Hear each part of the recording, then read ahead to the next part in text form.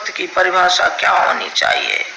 होनी चाहिए करुणा, दया, सेवा, अपने को ऊंचा उठाना और दूसरों को ऊंचा उठाना। क्या आपने कभी किया? क्या किया नहीं है तो फिर आप गंगा जैसे निर्मल कैसे हो सकते हैं?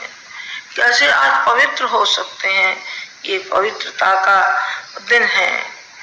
गायत्री परिशोधन करती है, ज्ञान को बढ़ाती है, प्राण ऊर्जा देती है, वो सारा का सारा धन दौलत। उसका तात्पर्य यही है कि उसमें ब्रह्म तेज भी मिलता है और इस लोक और परलोक का वो लाभ उठा लेता है।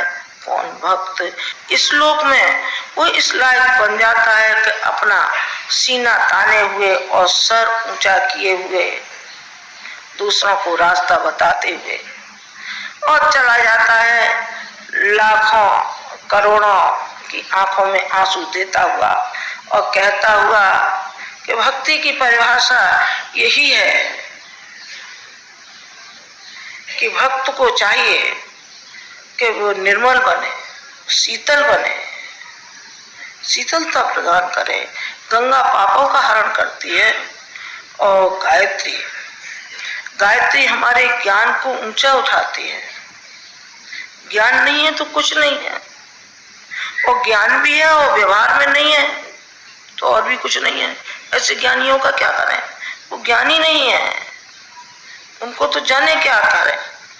शिक्षा तो है पर विद्या नहीं है। विद्या में और शिक्षा में अंतर है। शिक्षा हमारी रोजी रोटी से ताल्लुक है और विद्या हमारे समूचे मानव जीवन से वो ताल्लुक है। जो मैंने पहले ही दिन पिछले शिविर में एक टोलियों से कहा था और मैंने ये कहा था कि हमको तो ब्रह्म बीज की आवश्यकता है।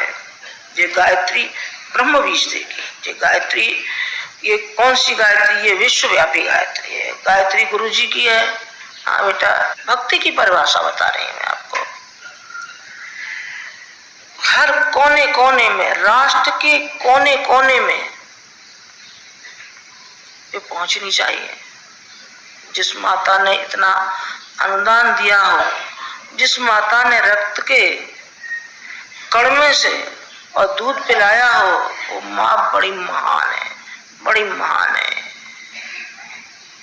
आपके किसी की माँ हो तो शायद अंदाजा लगा सकेंगे कि माँ कितनी महान होती है, कितनी दयालु, कितनी करुणामय होती है। अपना सारा जीवन कष्ट में बिताती रहती है और बच्चों को भान भी नहीं होने देती है। एक कष्ट भी कोई चीज है क्या? माँ बड़ी जबरदस्त होती है, बड़ी जबरदस्त। गायत्री माँ का तो कहना ही क्या है।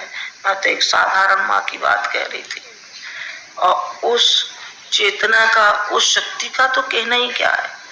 जिस किसी ने अपने मन से, श्रद्धा से और निष्ठान से पुकारा होगा तो संभव है उसके दुख कष्ट जो उसको पीड़ा पहुंचा रहे थे उसमें सरलता मिली होगी, निश्चित मिली होगी। ये बात जानने दीजिए कि मान लीजिए समय ही आ गया है या प्रारब्धवश जो हमारे प्रारब्ध जन्म भोग है वो आड़े आ गए होंगे तो बेटे आएंगे ही। उसके लिए तो क्या करेंगे? आने ही चाहिए। व्यक्ति को इस जन्म में नहीं किया होगा तो अगले जन्म में किया होगा। भोगो इसको दृढ़ता के साथ। कायर क्यों बने? जो कुछ भी मैं कहूं आप इस पर ध्यान देना। आप इस पर यह ध्यान देना कि भक्ति का स्वरूप आखिर कैसा हो। गायत्री माता से मांगे ही मांगे या कुछ दें भी, तो देना क्या होता है? गुरु जी से मांगे ही मांगे या गुरु जी के लिए भी चाहिए कुछ? क्यों साहब, गुरु जी के लिए क्या चाहिए?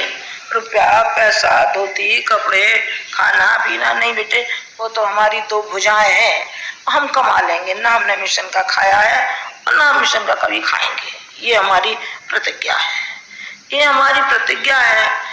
गुरु जी और माता जी, ये मिशन है, ये मिशन है ये व्यक्ति नहीं है।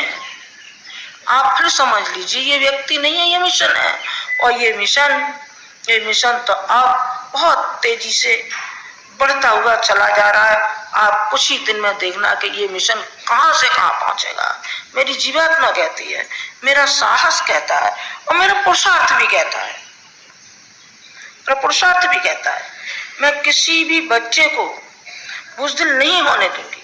मैं उनमें बराबर प्रेरणा भरती रहूंगी। गुरुजी भरेंगे, हम भरेंगे, आपको प्रेरित करते रहेंगे।